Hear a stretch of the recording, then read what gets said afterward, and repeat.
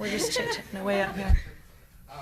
Start with the opening statement from Angie, and then we'll open up to questions. So, Coach, whenever you're ready. Yeah, I'm super, super proud of our team. You know, the fight and the grit that they showed and the toughness that they had throughout that whole game, especially down the stretch in the fourth quarter. I think it was really key.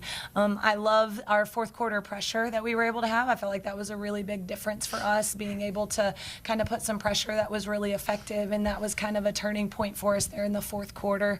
Offensively, I loved our balanced attack. These two are two of the ones that were in double figures for us. I feel like we have a team that has a lot of different versatility and scoring options, and it's really fun to see that balance on our team. Maddie, a lot of your points came in the second half of the fourth quarter. Any sort of adjustments you made between third and fourth? I think the biggest thing for us was just getting out of those charges that we kept drawing, or we kept getting against us. So once we did that, we were moving the ball, and it was just making open passes, open kicks, and open shots.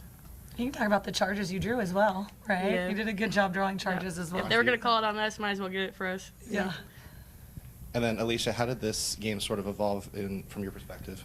Yeah, I think it was a slow start, but once we started allowing us to set the tone and the pace for our game and our offense, I felt like we got into a good flow and we started getting the looks that we were wanting. This being your first press conference, what's been your impression of TU? Why'd you choose TU? And have you had any moments where any sort of like welcome to college basketball sort of moments? I mean, I love it here. I'm really enjoying it, and the main reason I came here was because of the development, and I knew Coach Angie and the staff, they were really honed in on that, and I wasn't satisfied with where I was coming out of high school, and so I really wanted to grow and develop my game from every single aspect of and level of the court and everything. So I feel like coming into it, they prepared me over the summer, and so I'm really just looking to keep growing as we play more games. Sure. Any questions from you guys?